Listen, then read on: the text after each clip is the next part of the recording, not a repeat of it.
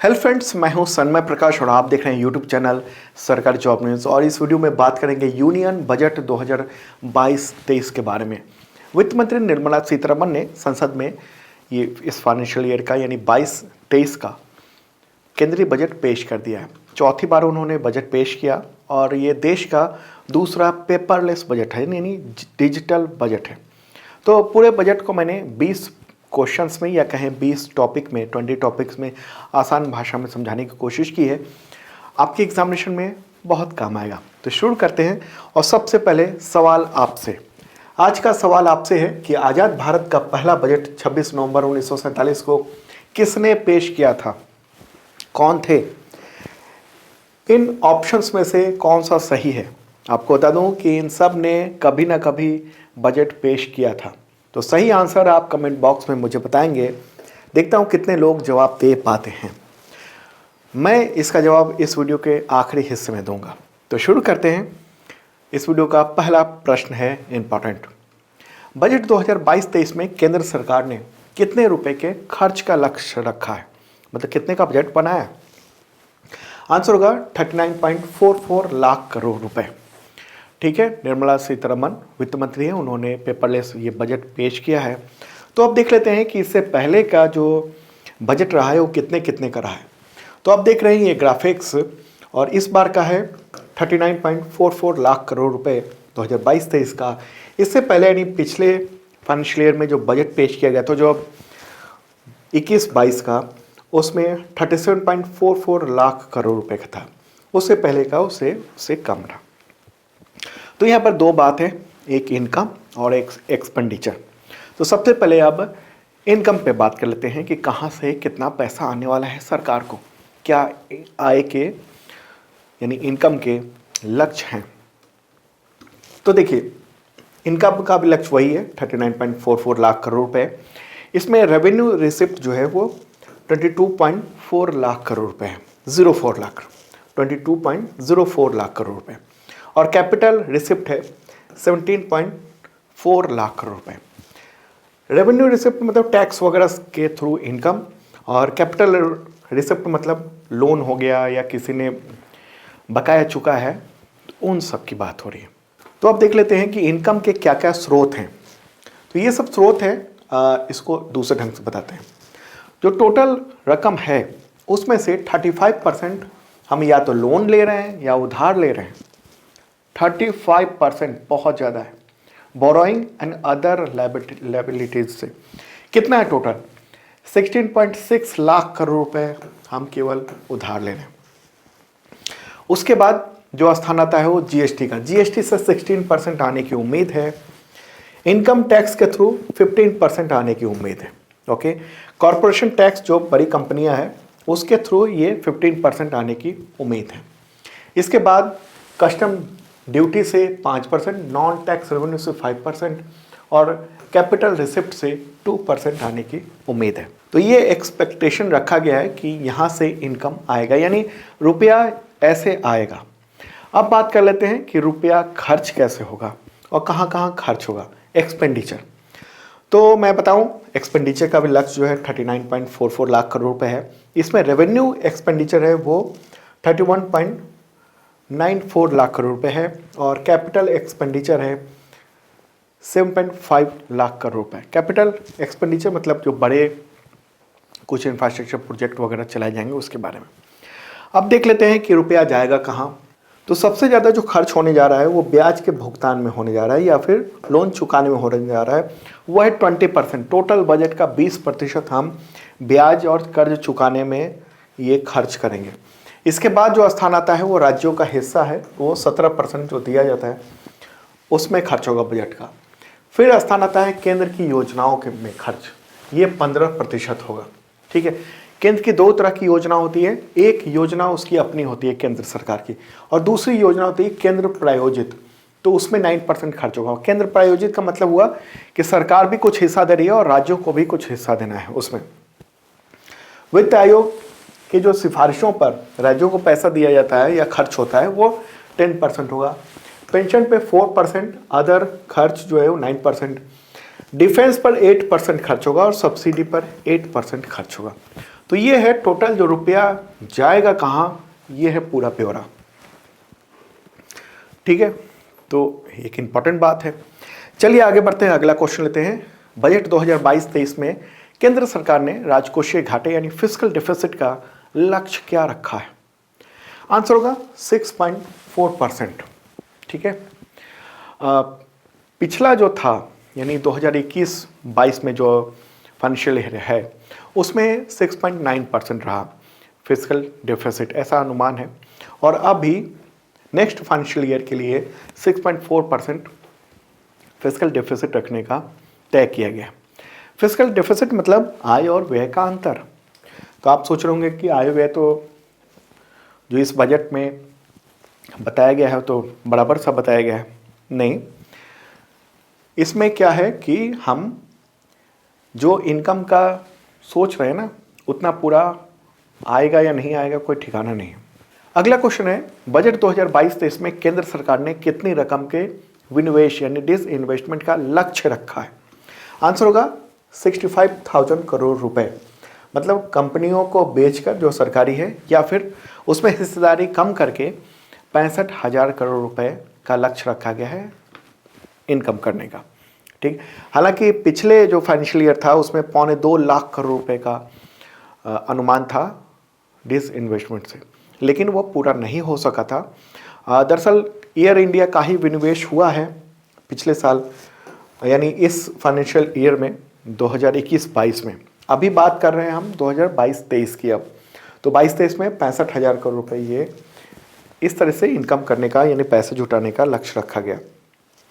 तो अब सरकार ने किन किन कंपनियों को बेचने या फिर उसमें हिस्सेदारी कम करने का फैसला किया है? तो इसमें है भारत पेट्रोलियम कॉर्पोरेशन लिमिटेड यानी BPCL, ये फ़ायदे वाली कंपनी है। दूसरा है शिपिंग कॉर्पोरेशन ऑफ इंडिया, ये भी मुनाफा देती है सरकार को। तीसरा है कंटेनर कॉर्पोरेशन ऑफ इंडिया, ये भी बहुत ही मुनाफे वाली कंपनी है। चौथी है राष्ट्रीय इस्पात निगम, ये भी फ़ायदे वाली कंपनी है। चौथी है पवन हंस। पांचवी है नीलांचल इस्पात निगम, इसका हालांकि फाइनल हो गया है बेचने का, ये टाटा ग्रुप को बेचा जा रहा है।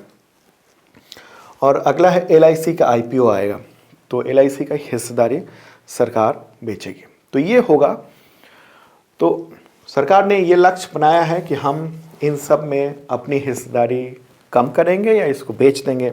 ऐसे में क्या होगा युवाओं के लिए कि इन सब में जो सरकारी नौकरियां हैं वो सब प्राइवेट हो जाएंगी। तो जो सरकारी सुविधाएं हैं, जो सरकारी सैलरी है, उतना तो ये लोग देने नहीं जा रहे हैं, तो नुकसान होने जा रहा है। ये खास तौर पर जो सरकारी नौकरी चाहते हैं उनके लिए। अगला क्वेश्चन लेते हैं, बजट 2022-23 में डिफेंस मिनिस्ट्री को कितनी रकम आवंटित की गई है? आंसर होगा 5.25 लाख करोड़ रुपए यानी 5.25 लाख करोड़ रुपए। देखिए, फाइनेंस मिनिस्ट्री के बाद सबसे ज़्यादा जो बजट है वो मिनिस्ट्री ऑफ डिफेंस को ही एलोकेट किया गया है। और इससे पहले के देख लेते हैं, ये है आंकड़े 2022-23 में 5.25 लाख करोड़ रुपए, 2021-22 में ये 4.78 लाख करोड़ रुपए था, उससे पहले का कम था। तो ये जो डिफेंस बजट है इसमें 3 तरह की चीज़ें होती हैं। एक चीज़ होता है क्या, रेवेन्यू कैपिटल एक्सपेंडिचर। दूसरा होता है कैपिटल बजट, इसमें 1.52 लाख करोड़ रुपए खर्च होंगे। और पेंशन में तीसरा है 1.19 लाख करोड़ रुपए ये खर्च होंगे। रेवेन्यू बजट का मतलब क्या हुआ, डिफेंस के सेक्टर में तो जो डिफेंस स्टाफ है उनकी सैलरी और आर्म फोर्सेस के जो खर्चे हैं, जैसे इंफ्रास्ट्रक्चर मेंटेनेंस हो गया, सड़कों का निर्माण हो गया, ब्रिज का निर्माण हो गया, ये जो छोटे छोटे हैं उसे रेवेन्यू एक्सपेंडिचर कहेंगे।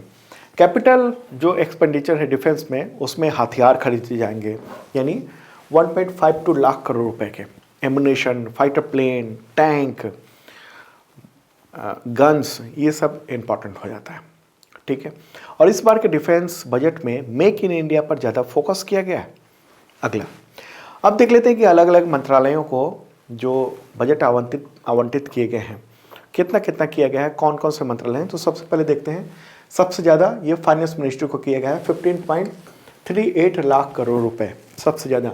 उसके बाद स्थान आता है डिफेंस का, डिफेंस मिनिस्ट्री को 5.25 लाख करोड़ रुपए। फिर स्थान है consumer affairs, food and public distribution, जो मिनिस्ट्री है उसे 2.17 लाख करोड़ रुपए। रोड ट्रांसपोर्ट एंड हाईवे को 1.99 लाख करोड़ रुपए। होम अफेयर्स को 1.85 लाख करोड़ रुपए दिए जा रहे हैं। और रूरल डेवलपमेंट जो मिनिस्ट्री है उसे 1.38 लाख करोड़ रुपए दिए जा रहे हैं। इसके बाद रेलवे का स्थान है, उसे 1.4 लाख करोड़ रुपए दिए जा रहे हैं। एजुकेशन को 1.04 लाख करोड़ रुपए एजुकेशन मिनिस्ट्री को दिया जा रहा है। एग्रीकल्चर एंड फार्मर वेलफेयर को 1.32 लाख करोड़ रुपए वहाँ खर्च होंगे। ओके, हाउसिंग एंड अर्बन जो अफेयर्स है मिनिस्ट्री उसे 76.54 थाउजेंड करोड़ रुपए ये दिए जाने का प्रावधान है। पेट्रोलियम एंड नेचुरल गैस ये मिनिस्ट्री को 89.39 थाउजेंड करोड़ रुपए। फिर स्थान आता है हेल्थ एंड फैमिली वेलफेयर। अगर देखेंगे तो उसमें काफ़ी कम है, ये 86.2 थाउजेंड करोड़ रुपए है। और जल शक्ति मंत्रालय उसे 86.19 थाउजेंड करोड़ रुपए ये देने का प्लान किया गया है। तो ये जो पूरा डेटा है ये मैंने पीडीएफ में दे दिया है, तो इस वीडियो के डिस्क्रिप्शन में आप पीडीएफ ले सकते हैं, वहाँ डिटेल है। इस वीडियो का जो पीडीएफ है वो फ्री में है। वैसे आप पूरे साल का करंट अफेयर्स का पीडीएफ ले सकते हैं, पिछले साल का भी अवेलेबल है इस वीडियो के डिस्क्रिप्शन में, और उसका बुक भी अवेलेबल है 2021 का टोटल। तो आपको देखना चाहिए, आपके एग्जामिनेशन में बहुत काम आ सकता है। चलिए आगे बढ़ते हैं, अगला क्वेश्चन लेते हैं। वित्त मंत्री निर्मला सीतारमण ने बजट भाषण के दौरान कितने वर्ष के वक्त को अमृतकाल कहा है?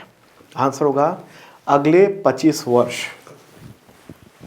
अगले 25 वर्ष। बजट भाषण में उन्होंने कई बार अमृतकाल के इस शब्द का, अमृतकाल का यूज़ किया है। तो उन्होंने कहा कि मतलब अमृतकाल में आर्थिक सुधारों की बुनियाद अभी रखी जा रही है इस साल के बजट में। अमृतकाल के कहने का सेंस उनका ये है कि आज़ादी के 76 ईयर से लेकर 100 ईयर तक का, ठीक है। तो इसको अमृतकाल उन्होंने बताया। इस शब्द का इस्तेमाल वैसे प्रधानमंत्री नरेंद्र मोदी ने पिछले साल अक्टूबर में भी किया था। ओके, अमृतकाल। अगला क्वेश्चन लेते हैं। केंद्रीय बजट 2022-23 के दौरान वित्त मंत्री ने अगले 3 वर्षों में कितनी नई वंदे भारत ट्रेनों को चलाने का ऐलान किया है?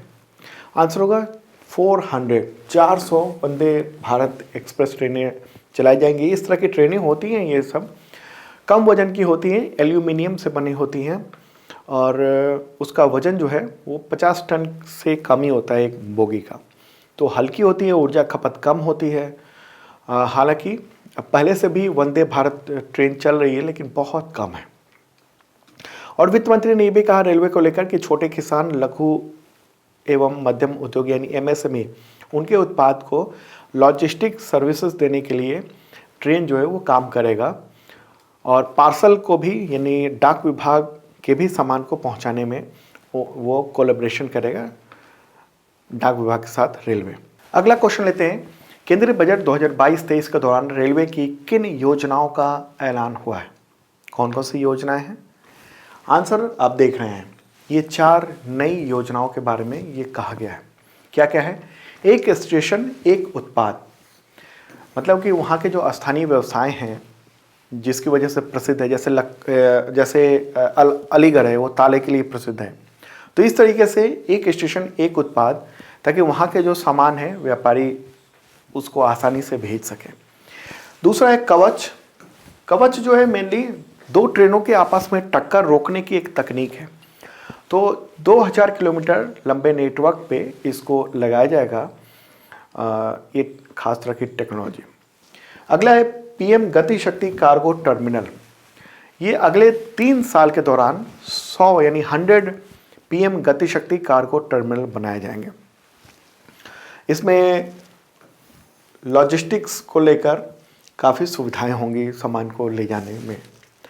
और अगला है नई वंदे भारत ट्रेनें। तो इसे भी 3 साल में 400 नई ट्रेनें बनाने का, लॉन्च करने का फैसला है। वैसे ये बजट तो 1 साल का है, लेकिन ऐलान जो है ना वो 3 साल से लेकर और अगले 25 साल तक के लिए भी है। अगला क्वेश्चन लेते हैं। बजट 2022-23 में क्रिप्टो करेंसी को एसेट मानते हुए इससे हुई कमाई पर कितना टैक्स लगाने की बात कही गई है?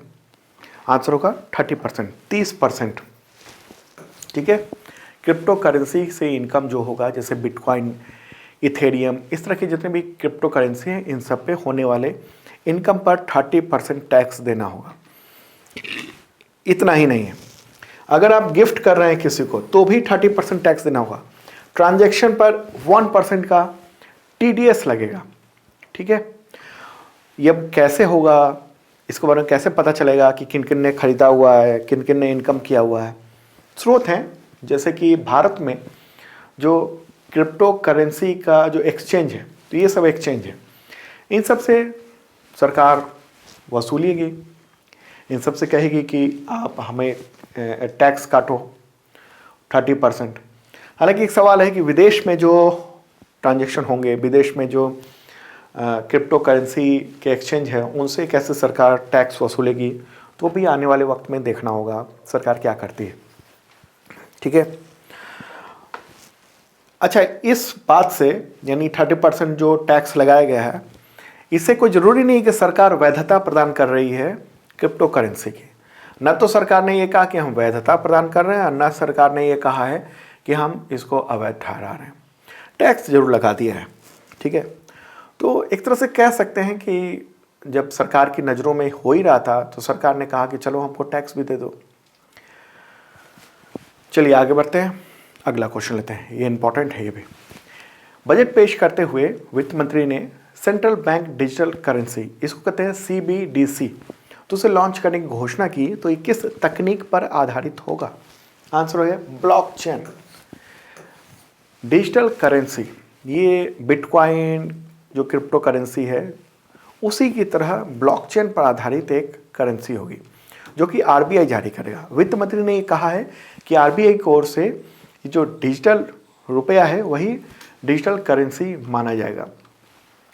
और चूँकि क्रिप्टो करेंसी का बहुत ज़्यादा यूज़ हो रहा है, बहुत सारे लोग कर रहे हैं और निवेश के तौर पर, तो इससे मुकाबला करने के लिए दुनिया सहित बहुत सारे देशों के जो सेंट्रल बैंक हैं, वो अपने अपने डिजिटल जो करेंसी है वो लॉन्च करने की योजना बना रही। तो इंडिया ने भी ये तय कर लिया है कि डिजिटल करेंसी होगी, सेंट्रल बैंक डिजिटल करेंसी। ये कैसा होगा, क्या होगा? तो ये इलेक्ट्रॉनिक रुपया है। जैसे आप कैश का लेन देन करते हैं, वैसे ही आप डिजिटल करेंसी का लेन देन भी कर पाएंगे। ये कुछ हद तक बिटकॉइन या इथेरियम, इस तरीके का जो क्रिप्टो करेंसी है, उसी के जैसा होगा, लेकिन इसमें बैंक की भूमिका खत्म हो जाएगी। अभी क्या है कि आप अगर ट्रांसफ़र करते हैं रुपया, तो इस बैंक के थ्रू उस बैंक से करते हैं, लेकिन यहाँ सारा काम सेंट्रल बैंक यानी RBI करेगा। मतलब कि बैंक की भूमिका नहीं रहेगी, RBI सीधे कंट्रोल करेगा। डिजिटल करेंसी आपको मिलेगी या आप किसी को ट्रांसफ़र करें तो सीधे उसके पास पहुंच जाएगी, ना कि वो बैंक अकाउंट में जाएगा। ठीक है। तो इसके कई सारे फ़ायदे भी बताए गए हैं सरकार के द्वारा, जैसे कैश पर निर्भरता काफ़ी हद तक कम होगी। देखिए, अगर आप ऑनलाइन भी ट्रांजैक्शन कर रहे हैं अभी रुपए का, तो कैश का तो ट्रांजैक्शन हो ही रहा है, उतना कैश तो है, उसको माना जाता है कैश। चाहे आप डिजिटली ही ट्रांसफ़र कर रहे हैं इस बैंक से उस बैंक, या हमने किसी और को दिया, तो उस बैंक से पैसा उस बैंक में जाएगा। दूसरी बात यह है कि सेटलमेंट बहुत तेज़ होगा। अभी क्या है कि जब आप ट्रांजैक्शन करते हैं तो उसको फाइनल होने में टाइम लगता है। जैसे आपने क्रेडिट कार्ड या डेबिट कार्ड से किसी को पेमेंट किया है, तो वो पेमेंट 2-4 दिन बाद उस व्यक्ति को मिल पाता है। ठीक है। या अगर आप नेट बैंकिंग के थ्रू ही ट्रांसफ़र करते हैं तो उसका एक टाइम लगता है, आपके अकाउंट में तो तुरंत आ जाता है, लेकिन उस बैंक से दूसरे बैंक में ट्रांसफ़र होने में थोड़ा वक्त लगता है। आपकी सुविधा के लिए तुरंत ट्रांजैक्शन पहुंच जाता है। अगला है कॉस्ट इफेक्टिव होगा। करेंसी नोट्स को छापने और ट्रांसपोर्टेशन में जो खर्च होता है वो बचेगा, ऐसा सरकार का कहना है। करेंसी की ट्रैकिंग हो सकेगी, मतलब अगर किसी के पास है तो तुरंत पता चल जाएगा, क्योंकि डिजिटल है, आपके मोबाइल और लैपटॉप के थ्रू वो सब ट्रांजैक्शन होगा, तो सेंट्रल बैंक यानी RBI की नज़र में ही रहेगा। और क्रिप्टो करेंसी पर लगाम लगेगी और टेरर फंडिंग को रोकने में मदद मिलेगी, ऐसा सरकार का कहना है। अब सवाल है कि क्या दुनिया के अलग अलग देश ये इस तरह के central bank digital currency launch कर रहे हैं। तो हाँ, चाइना ने अप्रैल 2020 में ही 2 पायलट प्रोजेक्ट शुरू किए थे डिजिटल करेंसी को लेकर। Canada, Japan, Sweden, Switzerland, United kingdom, America और यूरोपीय यूनियन के और भी कई सारे देश, वो सब मिलकर डिजिटल करेंसी पर भी काम कर रहे हैं, अलग अलग भी काम कर रहे हैं। ओके, चलिए आगे बढ़ते हैं, अगला क्वेश्चन लेते हैं। बजट पेश करने के दौरान वित्त मंत्री ने मानसिक स्वास्थ्य को लेकर किस योजना का ऐलान किया? आंसर होगा राष्ट्रीय टेली मानसिक स्वास्थ्य कार्यक्रम। हेल्थ बजट में एक यही नई योजना का ऐलान है। फाइनेंस मिनिस्टर का ये कहना है कि मेंटल हेल्थ जो है वो बहुत इंपॉर्टेंट हो गया है। खासतौर पे जो कोविड-19 का जो महामारी आई है उस दौरान अकेले रहने या कम बाहर निकलने और मानसिक आर्थिक दबाव होने की वजह से मानसिक स्वास्थ्य की समस्या से बहुत लोग जूझ रहे हैं, करोड़ों लोग जूझ रहे हैं। तो इनकी देखभाल ही होनी चाहिए। तो इसके लिए राष्ट्रीय टेली मानसिक स्वास्थ्य कार्यक्रम शुरू किया जाएगा और ये होगा कि 23 टेली मानसिक स्वास्थ्य केंद्र की स्थापना होगी, नेटवर्क बनेगा और निमहांस जो है वो नोडल एजेंसी होगा। तो उसके थ्रू कोई भी व्यक्ति यानी फ़ोन के थ्रू बात करके मानसिक स्वास्थ्य से जूझने में मदद ले सकता है। अगला क्वेश्चन लेते हैं। बजट 2022-23 में शिक्षा के क्षेत्र में नई योजनाएं क्या क्या ऐलान किया गया है? तो ये 4 है, ठीक है। क्या है? तो 1 क्लास 1 टीवी चैनल प्रोग्राम, उसका विस्तार किया जा रहा है। ओके, देखिए पीएम ई विद्या योजना के तहत ये channel 1 class 1 TV channel programme चलाया जाता है। तो अभी 12 चैनल में ऐसा हो रहा है, इसको बढ़ाकर अब 400 चैनल किया जाएगा और क्षेत्रीय भाषा में भी ये चैनल दिखेंगे। अगला है ई प्रयोगशाला। तो ई प्रयोगशालाएँ होंगे, मतलब लैब ऐसा होगा कि आप ऑनलाइन ही डिजिटली ही उसमें प्रैक्टिकल कर सकें, वो काम किया जा सके। अगला है डिजिटल यूनिवर्सिटी।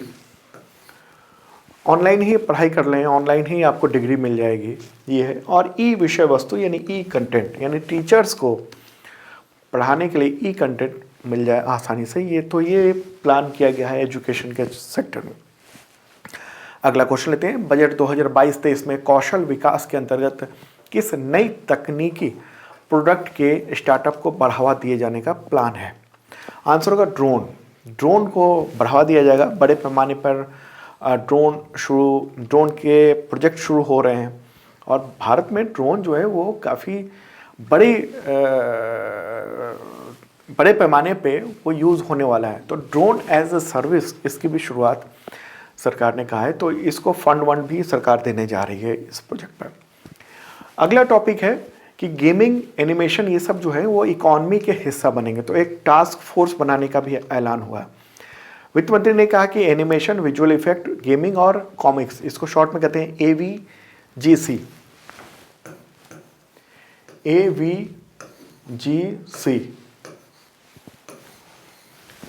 तो इस सेक्टर में यानी एनिमेशन, विजुअल इफेक्ट, गेमिंग और कॉमिक्स, तो इस सेक्टर में रोजगार की बहुत सारी संभावनाएं हैं। तो एक टास्क फोर्स बनाया जाएगा ताकि इसके बारे में प्रचार प्रसार भी हो सके और डिमांड जो है ना वो नेशनल और ग्लोबल लेवल पर हो सके। अब अगला टॉपिक है किसानों के लिए योजनाएं। तो किसानों के लिए क्या क्या योजनाएं और क्या क्या सरकार ने नीति बनाने का सोचा है? तो वो है जैसे किसान जो है वो ड्रोन का यूज़ कर सकें, छिड़काव वगैरह करना है पेस्टिसाइड्स का, तो ड्रोन के थ्रू हो जाए। नेचुरल फार्मिंग हो, लैंड डिजिटलाइजेशन का काम होगा, तो जो लैंड है उसको डिजिटल कर दिया जाएगा, ऑनलाइन कर दिया जाएगा। MSP का 2.37 लाख करोड़ रुपए वर्ष 2022-23 में सीधे किसानों के खाते में जाएगा। बीच में कोई बिचौलिया नहीं होगा, उसके माध्यम से नहीं दिया जाएगा, सीधे किसान के खाते में मिलेगा। नाबार्ड के जरिए एग्रीकल्चर स्टार्टअप्स की फाइनेंसिंग होगी।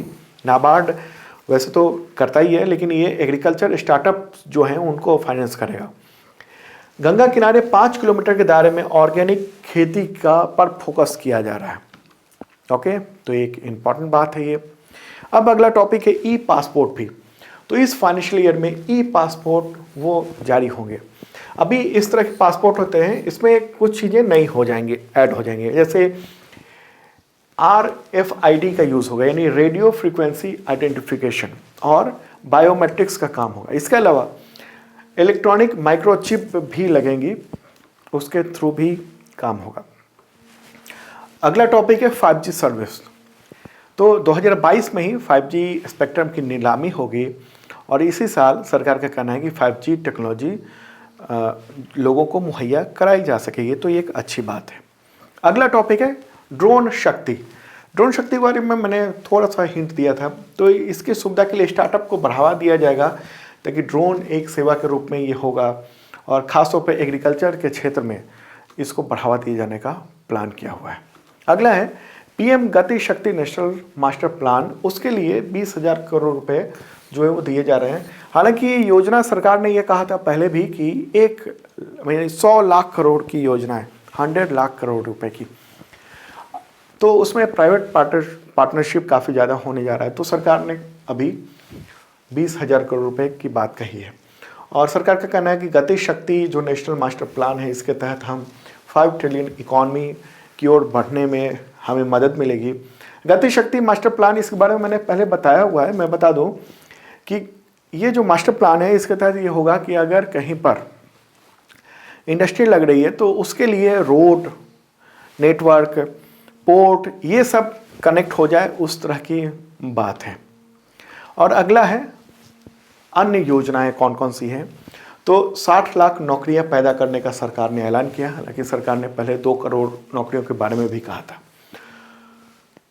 30 लाख और भी नौकरी तैयार करेगी, उसके अवसर स्टार्टअप के थ्रू प्रमोट करने की योजना है। इलेक्ट्रिक व्हीकल के लिए बैटरी स्वैपिंग पॉलिसी लाई जाएगी। 2025 तक सभी गांवों को ऑप्टिकल फाइबर से कनेक्ट कर दिया जाएगा। डायमंड और जेम्स पर ड्यूटी को घटाकर 5% कर दिया जा रहा है। ओके, नकली गहनों पर कस्टम ड्यूटी 400 रुपये प्रति किलोग्राम होगा। मिशन शक्ति, मिशन वात्सल्य, सक्षम आंगनवाड़ी और पोषण 2, ये योजनाएं जो हैं इसका विस्तार किया जाएगा। 2 लाख आंगनवाड़ी अपग्रेड करके सक्षम आंगनवाड़ी बनाए जाएंगे। 1.5 लाख डाकघरों में कोर बैंकिंग ATM सुविधा की व्यवस्था की जाएगी। हालांकि इसके बारे में कुछ साल पहले भी बजट में ऐलान हो चुका है, फिर से ऐलान हुआ है। शहरी इलाकों में PM आवास योजना को बढ़ावा दिया जाएगा, जो चल रहा है उसको और विस्तार दिया जाएगा। गरीबों के लिए 80 लाख घर बनेंगे 48,000 करोड़ रुपए में। MSME के लिए अगले 5 साल के लिए 6,000 करोड़ रुपए, मतलब 5 साल तक की योजना बता रही है सरकार कि हम 6,000 करोड़ रुपए जो है खर्च करने जा रहे हैं। ओके, तो दोस्तों ये था टोटल बजट। मुझे लगता है पूरी बात समझ गए होंगे। अच्छा लगा हो तो शेयर जरूर कर दीजिए तमाम मित्रों को व्हाट्सएप पर, अपने फ्रेंड्स को ग्रुप में, ताकि जो भी एग्जामिनेशन की तैयारी कर रहे हैं उनको मैसेज पहुंच जाए। और अब जो मैंने आपसे सवाल किया था उसके जवाब देने का वक्त आ गया है। तो मैंने प्रश्न किया था आपसे कि आज़ाद भारत का पहला बजट 26 नवंबर 1947 को किसने पेश किया था, कौन है वो? तो इसका आंसर होगा RK षणमुख शेट्टी। ये है फोटोग्राफ उनका, और इन्होंने जो बजट पेश किया था वो अंतरिम बजट था। ठीक है, और मैंने बताया था कि ये सारे, इन सभी ने बजट पेश किया हुआ है। तो जवाहरलाल नेहरू, पंडित जवाहरलाल नेहरू, उन्होंने भी बजट पेश किया था 1958 में, 1958 में। उस समय वो प्रधानमंत्री थे, साथ में वित्त मंत्रालय भी, पोर्टफोलियो भी उनके पास था, तो उन्होंने बजट पेश किया था कुछ वक्त के लिए। और अगर बात हो कि इस देश में सबसे ज़्यादा बजट पेश किसने किया है, तो वो है मोरारजी देसाई। 10 बार बजट इन्होंने पेश किया है, और TT कृष्णामाचारी इन्होंने भी बजट पेश किया हुआ है। ठीक है, तो दोस्तों जिन लोगों ने सब्सक्राइब नहीं किया ज़रूर कर लेना। कल मिलते हैं नए वीडियो में नए टॉपिक के साथ डेली करंट अफेयर्स में।